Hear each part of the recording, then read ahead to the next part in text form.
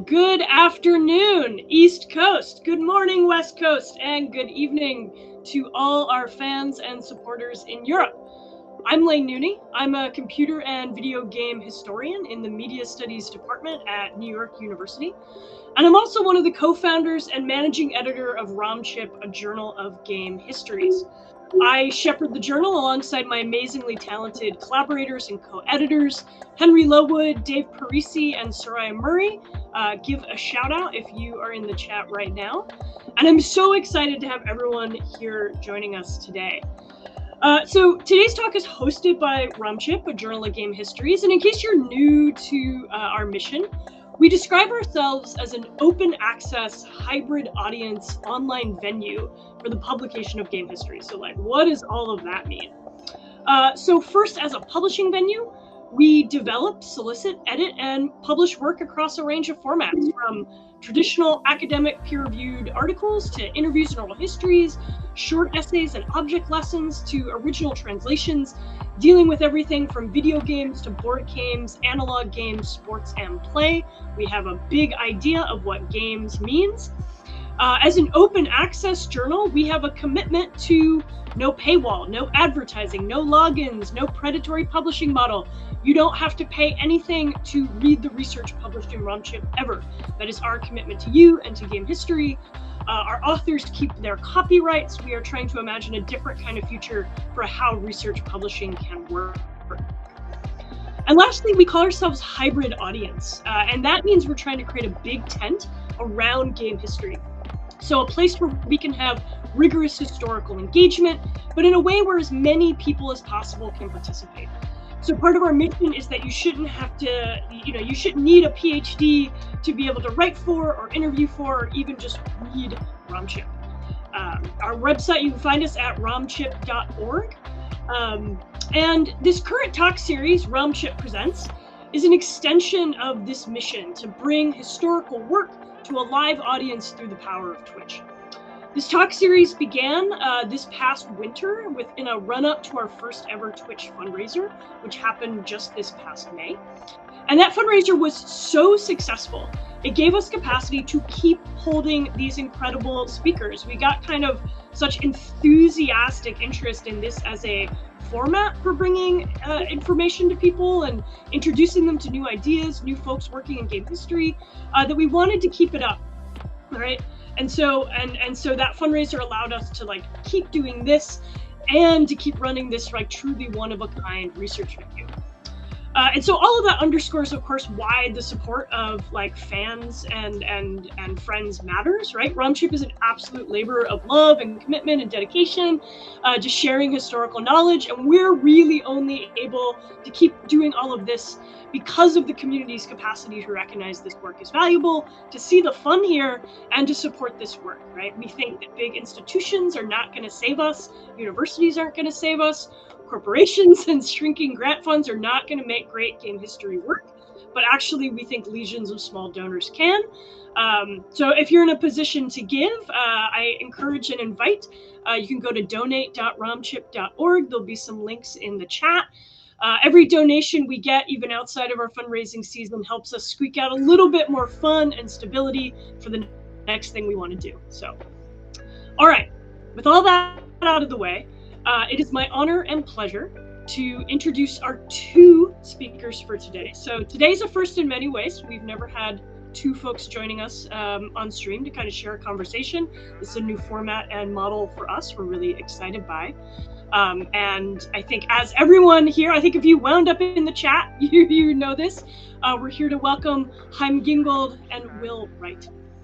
And so first, Chaim Gingold is a designer, theorist, writer, and most importantly for us today, the author of Building SimCity, How to Put the World in a Machine, published earlier this year by MIT Press. And Gingold's story really has always been one about this kind of fascinating fusion of technical chops with design thinking and critical engagement with the humanities. I did a whole deep dive on your bio, Chaim. So, in undergrad, he majored in computer science with a minor in English. He would become an early alumni of the notable digital media design master's program at Georgia Tech. headed by game studies luminary Janet Murray, who authored the foreword of this book. And no sooner than graduating that program in 2003 did Gingold wind up as a game designer at Maxis, sitting just outside the office of Will Wright, and serving as Wright's only full-time Spore developer. It is this positionality that brought Gingold such a rare and internal view, not just of Maxis as a company, but as a sandbox for exploring the interrelationship between software and simulation. These questions and the experience would eventually feed into Gingold's pursuit of a PhD in computer science at the University of California, Santa Cruz, and eventually gifting all of us, I'm looking around for my copy, but I don't know where it is, with the book we are here to talk about today. I was fortunate enough to receive a very early copy of this text, and I've sort of been saving it as my main summer read. But even just on the first day I got it, I kind of read through the introduction first chapter, and I could really just feel a different kind of electricity on the pages of this book. It felt like what I was reading was a real masterwork of video game history.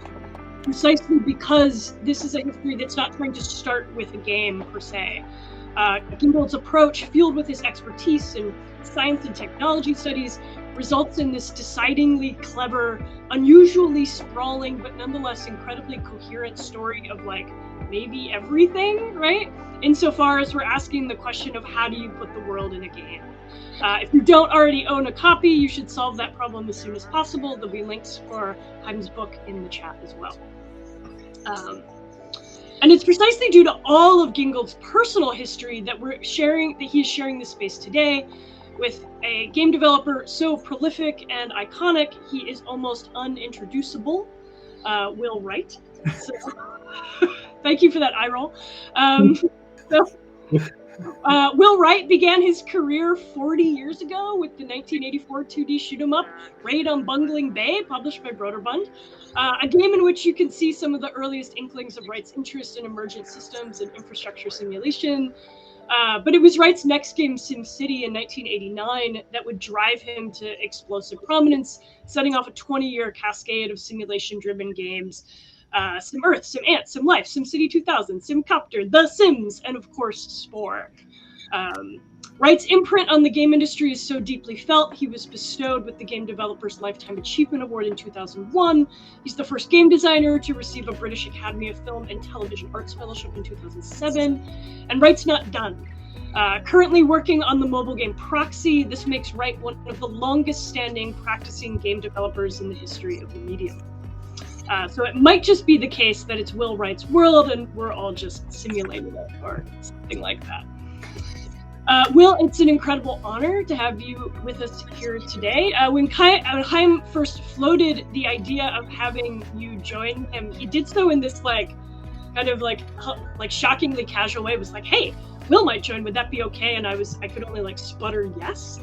How could I possibly say no?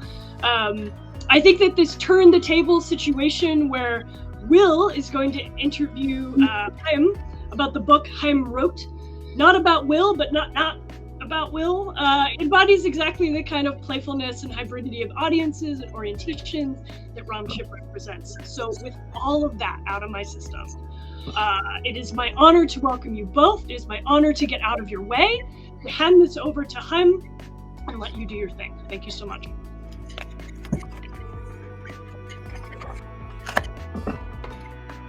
Try not to make an infinity situation. Okay.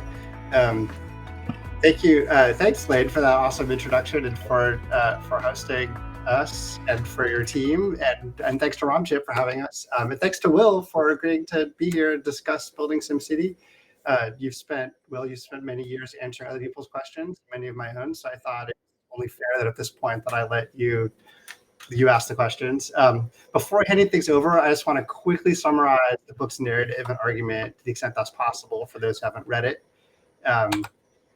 So in early 1989, a new game company called Maxis released a strange game about urban planning that became an unlikely hit.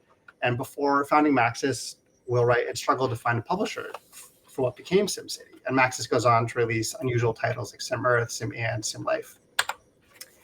Maxis became quite successful, took on venture capital, and even had an IPO in 1995, the same year as Netscape.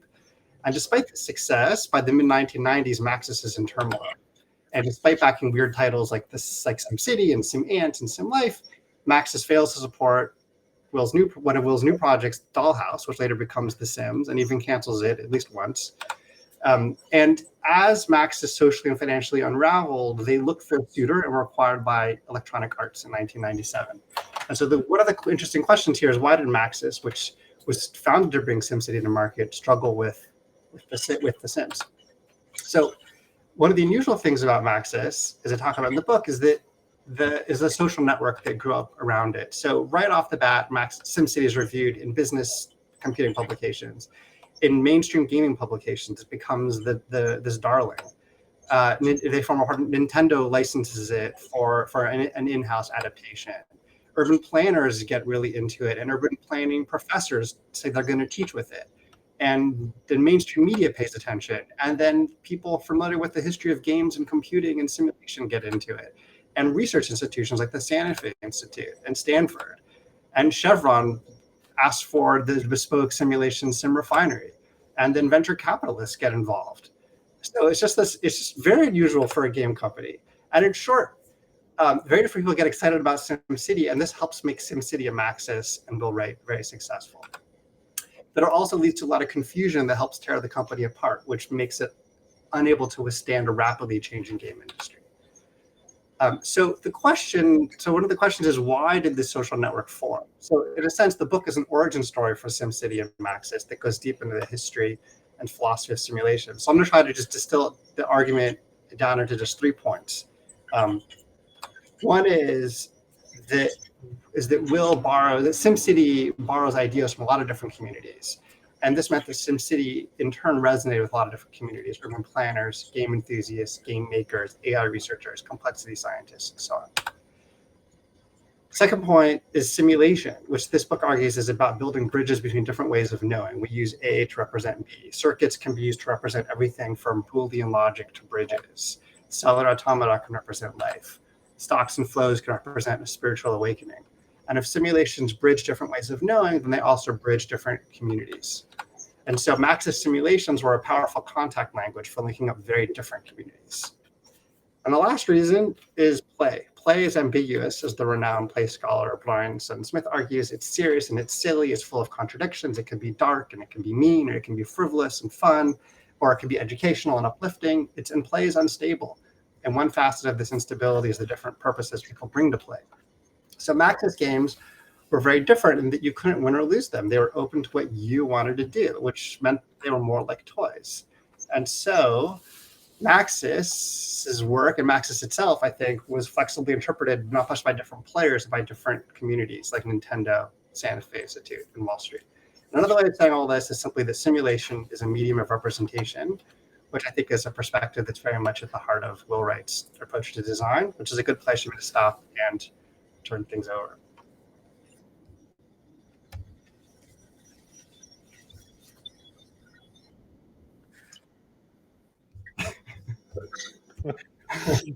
Well, thank you, Chaim, for that introduction. Really appreciate it. And I'm really enjoying this idea that I don't have to answer anything. Please ask me questions, which I love. It's very refreshing for me, actually. Now, the first question I know that everybody's just begging to hear is, if you could be any kind of tree, what kind of tree would you be? That's a good one. I think maybe a manzanita tree. Well, that's a good choice. Yeah, because they're if they fall over, they just keep growing. And yeah, they shed the skin. They look really, okay. So you're a manzanita. I'll start calling you that. I want to go a little bit to begin with into kind of your personal background, mainly the open question of what got you into games, as you came up, growing up. Obviously, you and I both have a very strong affinity for what we call games. Yeah. Was there any point in your life when you just kind of realized that was your path? That's a great question. I think that, at some level, I'm just thinking about, someone was asking me the other day, we have 2 young kids, you think about doing game design for your baby or for your little kid. And I'm like, well, I kind of just do it all the time. Like, I'm like, I'm going to set up these toys in front of you and you're going to crawl around and you're going to bat this over and bat that over. So it's almost like we can't avoid games, but I think for computer games, maybe computer games specifically, like I'm friends with my first grade teacher on Facebook. And one of the things that she said when I put the notice for this book up there was like, oh, Chaim always loved mazes. And I was always drawing mazes. So, and I think that's something about maybe like the mazes and like seeing like Pac-Man in an arcade. And then growing up with computers at home, like my dad brought home this Macintosh from a grad student at one point that wasn't focused on his work. We started getting into the shareware games and seeing the game consoles. I don't know. It was always interesting to me, just like all software and on computers were interesting to me as a kid. Well, do you make a distinction in your head between the concepts of play and games? It feels to me like play is a larger category. Do you make any distinction between those, or do we just use games as a very simple thumbnail for what we call play? I think of games as a genre of play. Like I think, like you're saying, like I think play is the bigger category, and games. I think games are like a play, or just play where the rules have sort of like games are play where the rules have sort of ossified. Yeah, become like. So we've evolved to enjoy this. So obviously it has some evolutionary advantage, right? Why do you think that is? Play. What's the evolutionary advantage of play? Yeah, well, play as a general category, games is a more specific category of play. Well, part of me wants to say what Brian Sutton Smith says, which is like play is probably helpful for evolution in that it lets us exercise potentialities that all animals and even bees play. Apparently, there's a paper that came out last year about bee play, where some grad student or postdoc like made little like bee playgrounds.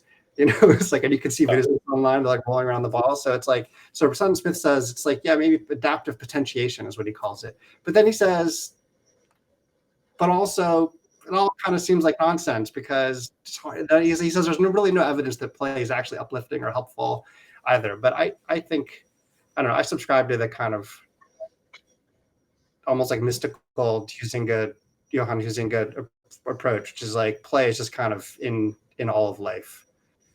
Do you see play as something that is alongside of storytelling or totally orthogonal to storytelling?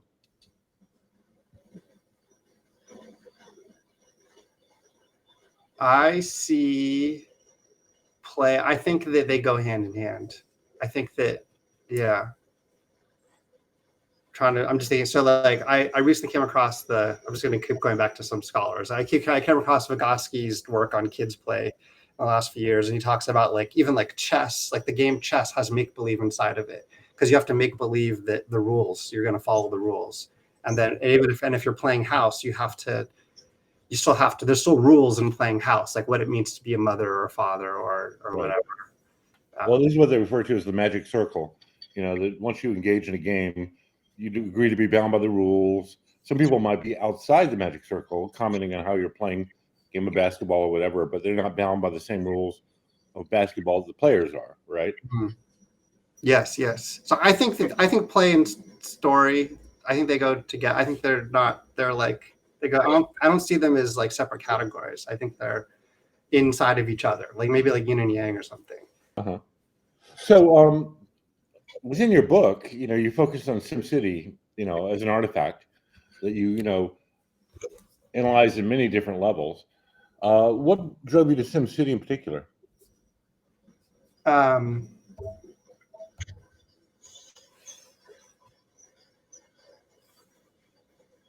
It's a good question. I think SimCity had a big influence on me as a kid, and then of course working with you as an adult.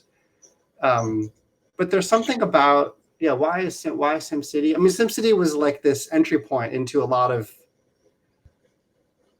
I think that the whole world became obsessed with SimCity, and I think I became obsessed with it too. And I think that part of like the question that I'm trying to answer here is, what is the what is the source of SimCity's mystique?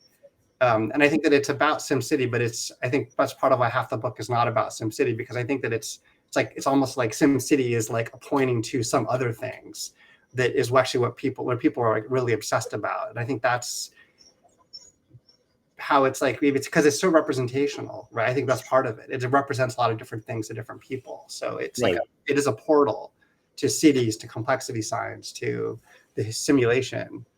Mm-hmm. When I read your book, it really struck me as three books, merged together very nicely. The first book being about the history, the practice of simulation, how it evolved alongside of digital computers. The middle third was roughly the history of Maxis. Involved a lot of, the game industry, how it was evolving, how it intersected finance and popular culture. And the last section was a really deep dive, like an autopsy of SimCity. You put it on the table, you cut it apart, look at all the parts it's made out of, and you analyze the way it works. When you're writing the book, did you think of it? Because to me, it feels like a progressive zoom in. Here's the social environment, technological environment. Here's specifically what happened in this one case with Maxis and SimCity. Kind of from the business, popular culture, entertainment point of view. And then lastly, let's go into this thing, take it apart, and see how it works. Did you think of the book that way when you wrote it? Maybe not so intentionally. I think I was aware of like trying to. I kept trying to get context. Like I think that was it was like maybe as I was reading and researching it, it was like a progressive zoom out. When I did my dissertation defense, or one of the things that Henry Lowood told me, he was like kind of like one of those like two comments that were really life changing. Like kind of like great work, like nicely done, but it was kind of like an internalist history, like too. I just kind of like need more context. I was like, as I read more history, I was like, all right, of course, that's what you have to do. So it was like kind of like I kept zooming out, and at some point, yeah. So was it more like you started zoomed in, and at every step you said, "I need more context. I need more context." Yeah. Eventually, you got to the history of simulation, which is my favorite part of the book, by the way. It was like, sorry. Yeah, go ahead. No, it was exactly. It was like I was like taking a step backwards, and then I would like fall through these trap doors, that I didn't even realize were there. Like at some point, I think probably maybe Don Hopkins turned me on to the von Neumann 29 states cellular automaton, and I was just like, I know nothing about this history, and that was just that became just like the beginning in a sense.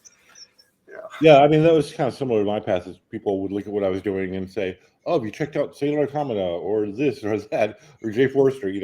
And so I kept getting pushed to higher and higher levels, of context, really, which led to techniques and technologies that I was able to incorporate. I noticed in your book, and this is true of a lot of my work as well, is that you seem to almost go overboard on the research, which I do every time as well. And because you were doing so many prototypes for me on Spore, I think you understand how much time I spent researching, which was 90% more than I needed to do to build that game. But I got the same sense from you that as you were writing this book, you just went totally overboard on the research, which I can very much appreciate, because for me, that is the most enjoyable part of these kind of projects. Yeah, I mean, I think that that's also kind of the nature of research, is that you kind of have to get lost for a while to sort of find your way and sort of develop enough understanding to do the project. But I definitely the book could have been a lot longer. I mean, was it like the kind of thing where you did so much research you felt like you had to basically just pick the 20% that mattered and put it in the book and throw away the other 80%? Yeah, basically, in order to make it something that people would, besides me and you, would want to read. No, I literally had spreadsheets at one point, because I had like my, with the target word counts for like the whole book, and then for each chapter, and I was like budgeting, and then I was like, okay, and I was like zooming into just this one passage, like how do I like cut half the words, like and it's like, and of course you'd be like, well, what's actually important? I think also in my life, I tend to make everything more complicated than it needs to. So to have those constraints, it's helpful it kind of produces like, well, what is the point? Yeah, and so you're being your own editor at first by looking for this needle in a haystack from your research.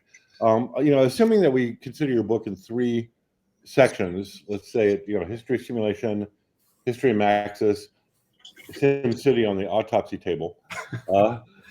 If we go back to this, history of simulation, what was the most interesting thing that you uncovered in your research that you didn't know?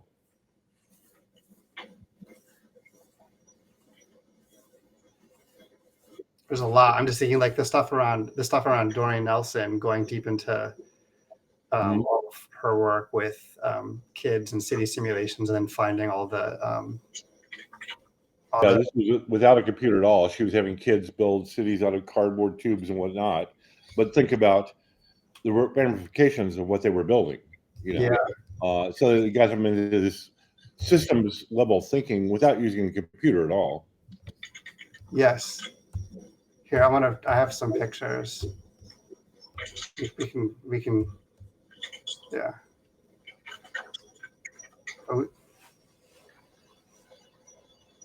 Yeah, and at some point there was a city building competition. I think they still run every year, where classes are competing, to create a future city, which is a whole nother topic. The idea of utopian communities, utopian cities, goes back to the 1800s, as a response to the Industrial Revolution. But we kind of have this rough idea that maybe there is a way to design a really nice city, and we should be thinking about that. And that's a whole history unto itself, right? Yes. Yeah. Okay, so that's the sim history. What about on the history of Maxis? What was something you uncovered in that research that surprised you the most? I mean, I think the thing that was most surprising there was like finding all these relationships that you and Maxis had developed. Like it was like I was talking to a colleague and he was saying, "Oh yeah, I talked to Ken." Yeah, thank you, the creator of Sim Life. Yeah. And he said he put in these cheat codes in Sim Life for the Santa Fe Institute folks, and then it was like, huh? And then kind of kept finding these threads. And then I was talking to you at one point, and you said you'd become friends with John Holland, the one of the creators of genetic algorithms, or perhaps the inventor of. And it was like just finding all these weird relationships, and they just keep coming, and then more and more of them just keep coming. Like I was talking to you last week, and you dropped like 10 more of them. I felt like, but I hadn't even. Well, yeah, I mean, and that's one of the reasons I love this career is that a lot of my games are based upon science, psychology, whatever. But I've managed to end up meeting most of my heroes. Whether it's E.O. Wilson or James Lovelock or whoever. I ended up getting to know all these people pretty well. Which is really fulfilling, and then they were very, open and excited by the idea of bringing their ideas to the masses. So, E.L. Wilson writes this amazing book about ants, but nobody gives a shit about ants. But, you bring it to some, entertainment format, and people start realizing why ant colonies are so amazingly cool, Right. And SimAnt is the one, I think that we probably pirated every Maxis game that we played, except SimAnt was the one that we convinced our parents to buy for us. Yeah. It's like, okay, so lastly, SimCity, which you now, put on the operating table, tear into it, show all the different algorithms, the scans, data structures, the graphics. Was there anything in there that, kind of really surprised you?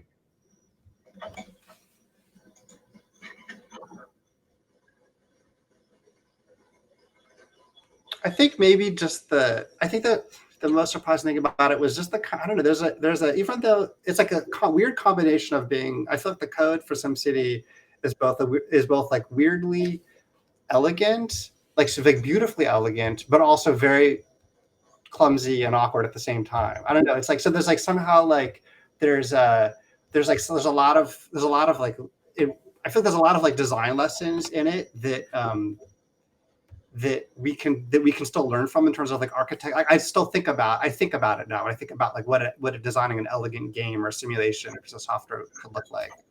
But then of course there's parts of it that are just like, horrible, like assembly transformed into C. So I think there's a kind of overall.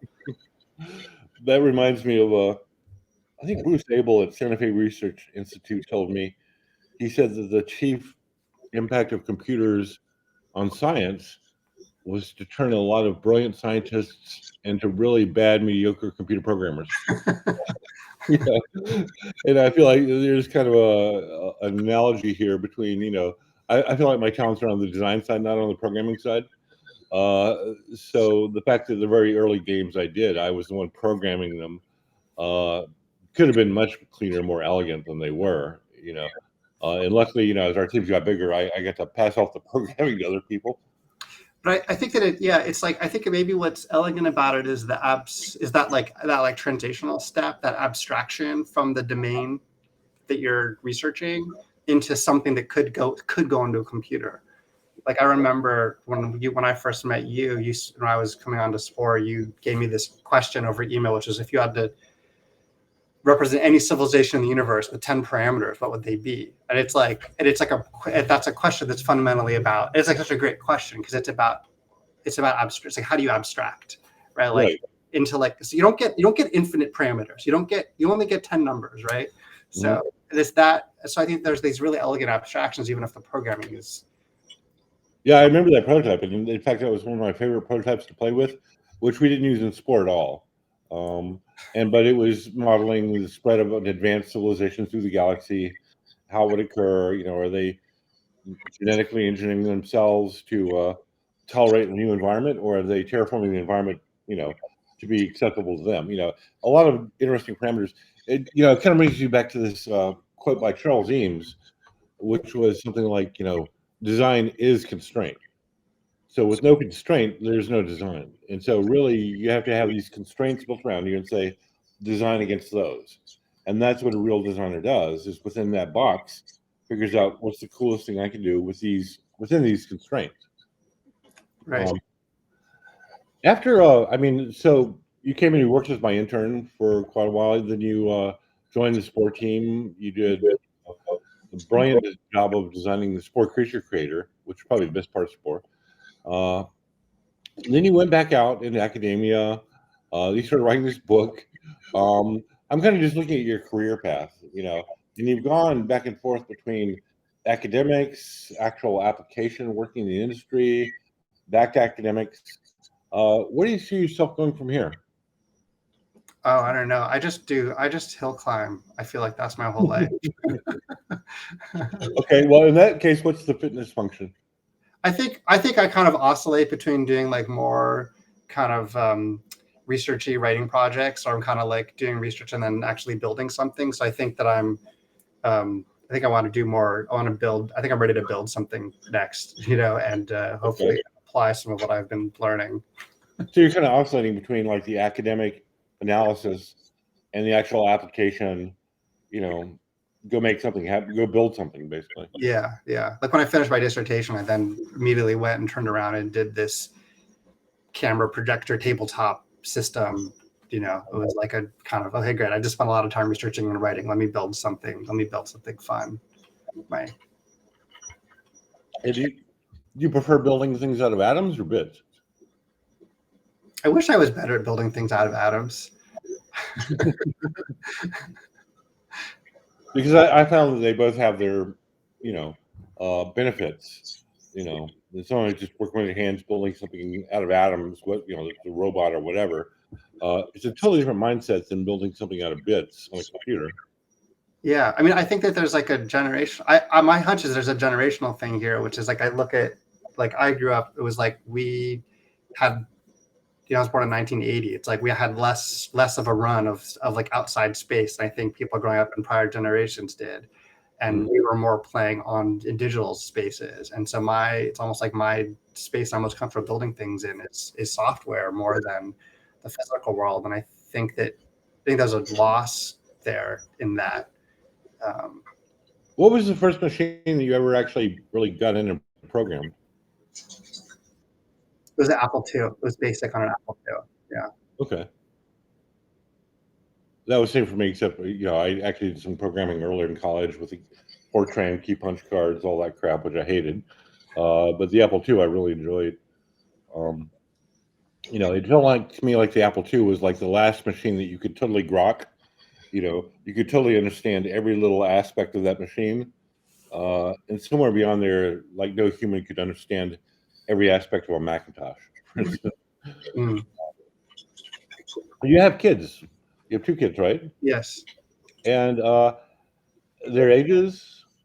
Flev is 9 months, 9.5 months, and Tali is about to turn 4 tomorrow. Okay. I mean, is Tali being exposed to any, digital media? As little as possible. Okay. Well, that's an interesting question. Why? I think, well, I mean, it's interesting. I think that we see how, even like Lev, when he's just like months old, he's just like obsessed with our phones. He's like sees them and he's just like drawn to them. Mm-hmm. There's some attraction to them. I think that we want them to develop. I mean, it's not that we don't do any at all, but we try to minimize it. And we see her sort of developing her make-believe skill, her ability to initiate her own play a lot. And we really wanted to be comfortable sort of playing with making up her own play, basically. Because the digital stuff is coming, so I feel like so you see imagination as a kind of essential thing to promote in early childhood. Yeah. I mean, it's very ironic, right? It's like I think a part of it is also being a game designer, being aware of how these things are so compelling and seductive and becomes compulsive. It's sort of being aware of like what are the downsides as well as the upsides of it. So I think it's going to be interesting for us to navigate. And my wife is she's a science education PhD. So it's like, we have a lot it's like we have a lot to. Yeah. No, this is kind of back to the atoms versus bits thing. In that, I think about a lot of these simulations. It's kind of a scaffolding for imagination. You can build these imaginary worlds, but you can also share them. Mm. A kid can have an imaginary world in their head, but it's very hard to, convey that to another kid. But if they're both working on Minecraft or whatever it is, they can now share that imaginary world, together. It seems to me like that the social scaffolding sharing part is one of the more powerful portions of digital media, really, even especially at young ages. Mm-hmm. Yeah, I mean, I think that, but the counter argument is that the physical world is so like there's like an inherent. It's like what's better? What is better to share than stuff that's like physically in front of you, right? Like to run around, like to right on the same literal sandbox, right? Right. There's a tangibility about reality. Yeah, and as we both point at the thing right together, there's no like. It's like I think like the digital sort of it's like feels like a digital whiteboard is like this holy grail that I don't think will ever be solved because the best whiteboard is a whiteboard, because you stand in front of it and you can see what the other person is looking and pointing. And I remember one of your very early thesis projects was a drawing program where you could draw things and then they would try to parse them and bring them to life. You do a bird and the bird would start flying, but it seems like a kind of a rough stab at that. Yeah. Well, it's I think it's about time to maybe open it to Q&A from the audience. I'll let Lane moderate that. Yes, I am coming back and I am on air now. Let me scoot over just a smidge so I'm perfectly queued up in the screen there. Hello guys, that was a real delight. I'm gonna take something of a moderator's privilege and also ask a question of Chaim, which is like, it's the job interview question, right? It's like, what's book 2? But in a different sense, it's like if there was another object, a game object that you could dive as hard on to try and like open up questions that are important to you, what do you think that would be? Which direction would you want to go? I mean, it's like kind of hard. I feel like I'm like it's hard for me to imagine writing another book right now. Like I'm kind of like it's like at all because it's such a as you know, Lane, it's such a just like, oh my gosh, that was hard. That's what took a while. It's kind of I'm real tired and I don't want to talk about it anymore. Yeah.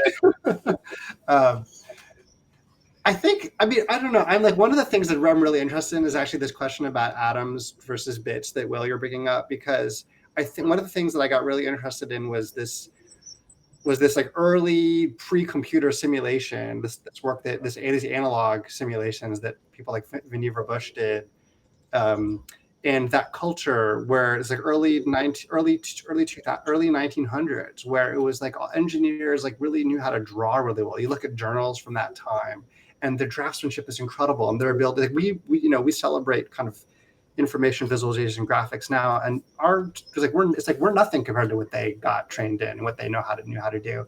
I'm just interested in this shift from a world where like it was kind of commonplace to have neighbors with welding tools and all kinds of machine tools to a world where it's all digital. So I'm interested in that the creative, cultural, economic, political change that represents from then until now.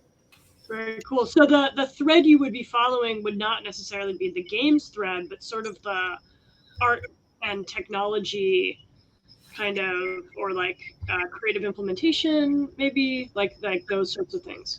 I think it's like, yeah, I don't know. I think it's like getting interested in some of these like questions of labor and economic organization, and then like how that intersects with the graphics and simulation and the world of making things. Okay. Yeah.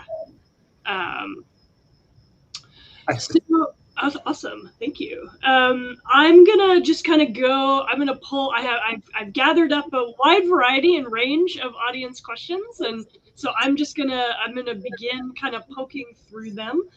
We actually just got a question in that I think is really interesting, and a lot of these are sort of oriented toward like kind of design questions in some sense for Will, but also Chaim, I think your kind of POV on these things will be very fruitful. Thingy asks, I'm interested in how the first SimCity's overhead top-down perspective is a child of its time or a conscious design choice, right? How it supported the game's success or didn't. Insofar as isometric perspectives have already been seen in games for a few years since 1989. Not much harder on computational resources, right? Like what that thing that we did later name the kind of God's eye view, right? What was that drawing from? Well, I mean, the very original SimCity was done on the Commodore 64, which, if we had gone to bitmaps for all the graphics, it would have been way too slow scrolling, updating, all that. So the Commodore 64 version was actually relying on custom tile sets, which means that every little piece of that grid had to fit into one character tile. And there was a facility on the Commodore where you could smoothly scroll character sets, and you could redefine the character sets. So the overhead view was very much constrained by the hardware requirements of the Commodore 64. When we took that, the first version that people mostly saw was the Mac version, which, I finished the Commodore version a couple of years before we actually published SimCity. But we took that as the starting point. And it seemed to work fine. In fact, it was a nice affordance. It was later SimCity 2000 that we went to the isometric, which looked nicer, and we managed to make it work just about as well. There's some obscuration problems where this building's in the way of the road and all that, but by making the angle not so much. In fact, it wasn't actually isometric. There's actually a more specific axonometric. Yeah, something like that. There's no perspective involved, although it is raked, over with no perspective. Yeah. But yeah, the original one was actually based upon the hardware limitation of the Commodore 64. Okay, yeah, so it's kind of like a platform constraints answer, actually. Yeah, that's driving that particular design decision. Fascinating. G-Glitch asks, is there a reason there wasn't a sandbox mode in the original SimCity for kind of laying out versus running a city? I would, or was that the purpose of cheat codes? Was that maybe an idealized design feature that kind of couldn't be fit in given platform constraints? Was there an idea of a sandbox play initially? Well, I mean, I think of SimCity already as a sandbox game because we're not telling you what to do. You can't lose. City can go hell and back, but you don't really lose, get kicked out.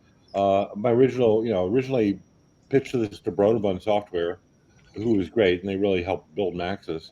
But they kept saying, okay, where's the win-lose? Where's the win-lose? Let's have an election for the mayor, see if you get kicked out.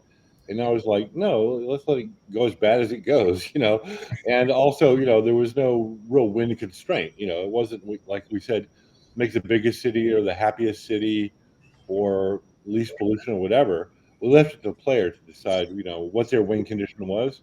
So to me, that was the sandbox. I found very early on that people could, when they found the bulldozer, they realized that they could attack the city with the bulldozer, knock down all these buildings, cut off the power, et cetera, cause chaos. And they got that out of their system pretty rapidly and realized that rebuilding the city was the hard part, which is why we put the disaster menu in later. So whenever I wanted to, I could call an earthquake or tornado. But the cheat codes actually were very specifically put in for a sandbox mode. If I really didn't want to deal with having to raise the money from taxes to build whatever I wanted to build, I could type in cheat code, have unlimited funds, build as much, to my heart's content, which we continued in our other games because, in fact, that was kind of our cheat for sandbox mode.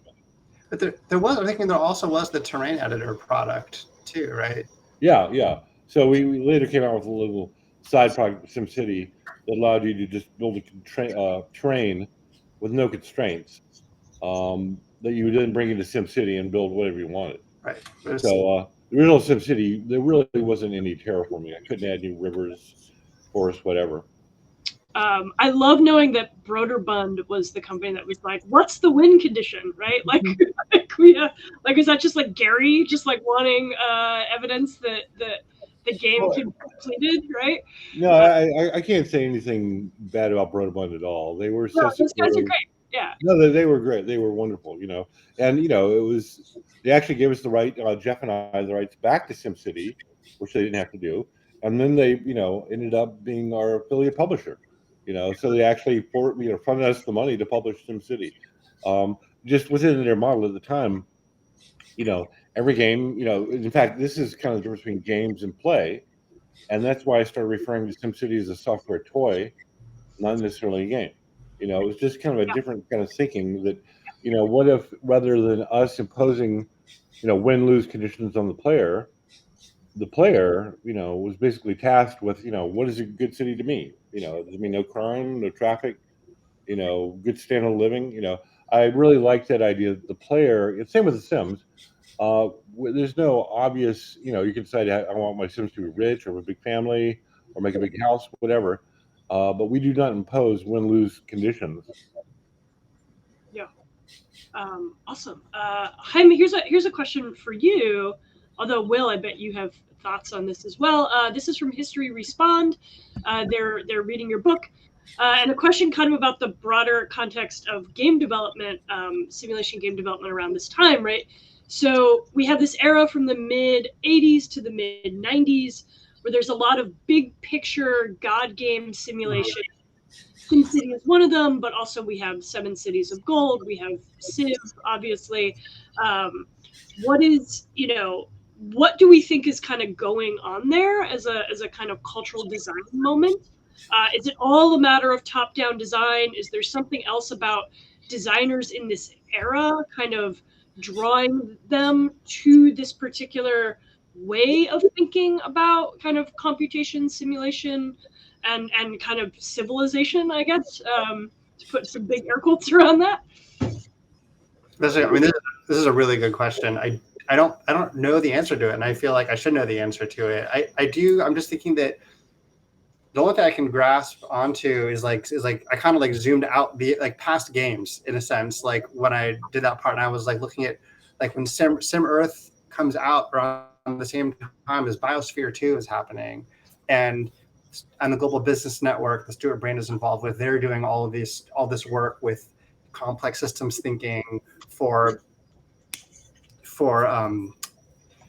defense and intelligence and corporate clients. And so there's this kind of systems thinking, planetary thinking in the air and modeling that's happening. that's maybe that's like the biggest zoomed out context, but I don't know the intermediate games one. Perhaps Will, you can get back. I can answer that to some degree.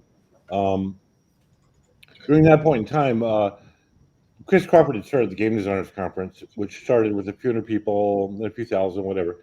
And a lot of those early designers got to know each other very well. So I got to be good friends with Dan Button, who later became Danny Berry. In fact, dedicated The Sims to her. And Sid Meier, Peter Molyneux, a lot of others. I was actually at a thing with Sid Meier a few weeks ago, and he said several times that civilization would not exist without SimCity. SimCity is what kind of gave him, the open pass to start doing a more open-ended game like that. Danny, who did 7 Cities of Gold, was always a huge inspiration to me, and she inspired a lot of the Sims. So she was looking at the early versions of the Sims, giving me lots of great feedback. So at that point in time, a lot of the designers, we were competing, but at the same time, it was more like we were collaborating. I would show these designers my early prototypes of ideas and Skype. We had no secrets, and we got a lot of input from each other in that period of time. So I would say it was very much a synergy at the designer level, really.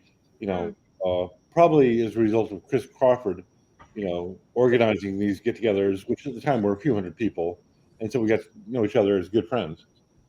Yeah, and it really puts you in, by putting you in that room together, right? You begin to build a different set of relationships, right? Yeah, and whoever, Sid, Peter, Danny would show me what they were working on. Here's my new idea. What do you think? And we give each other feedback.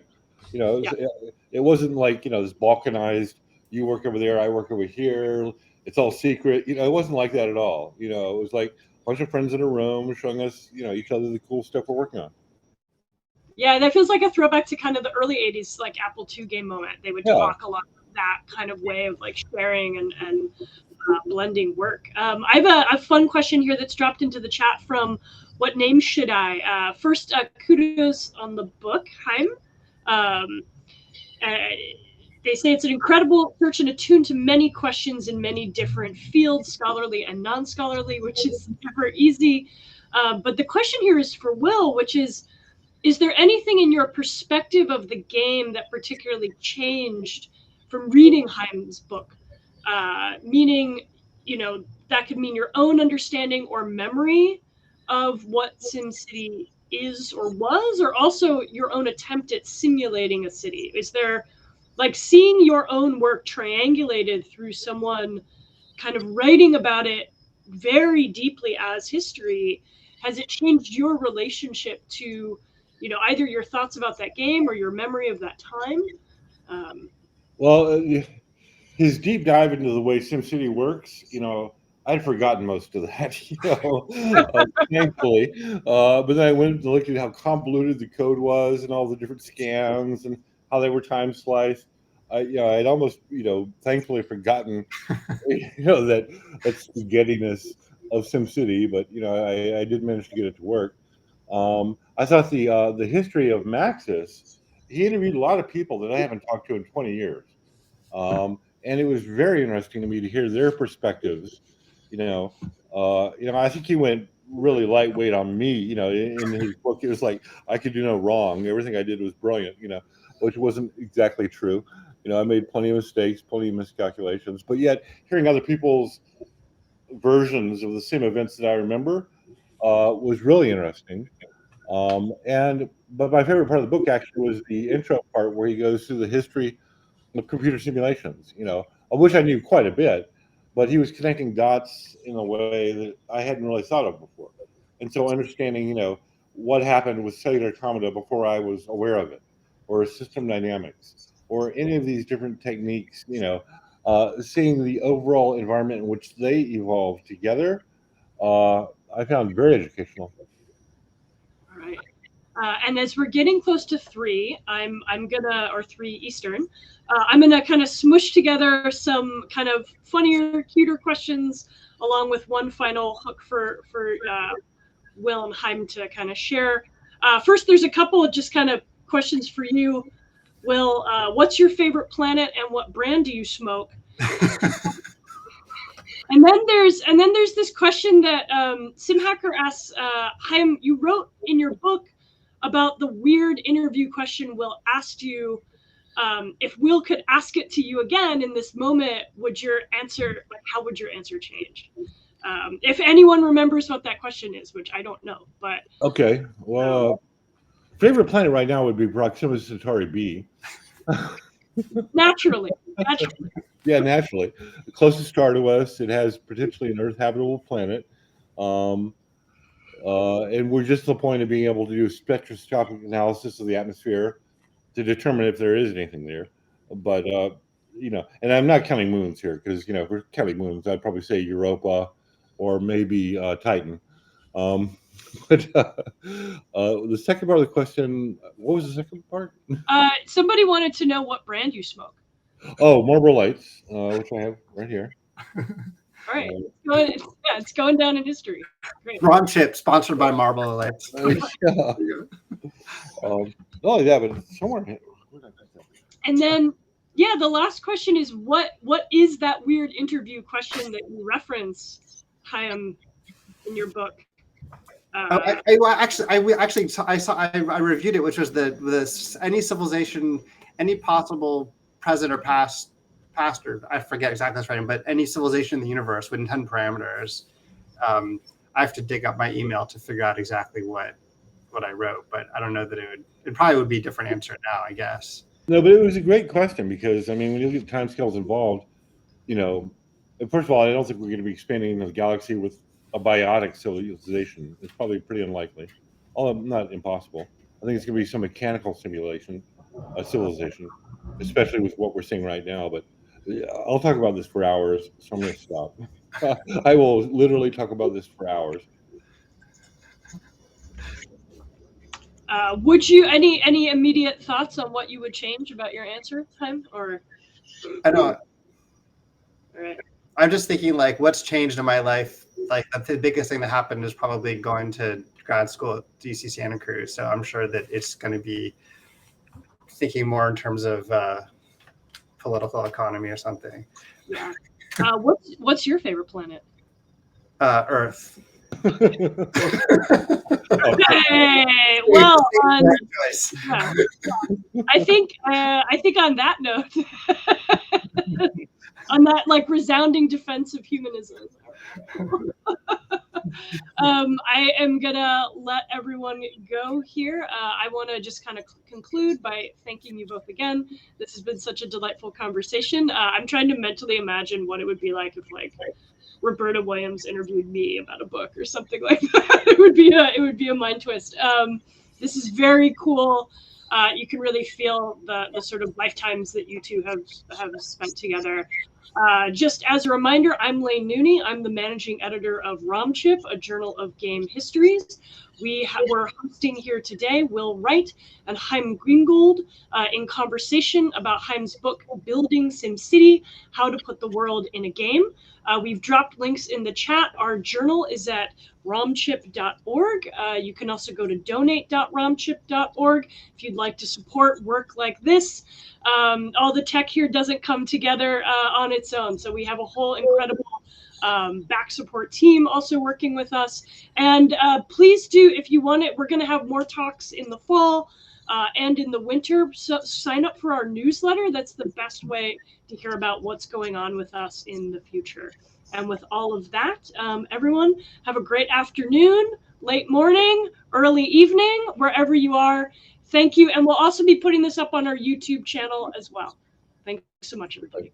Thanks, everybody. Thank you. Bye.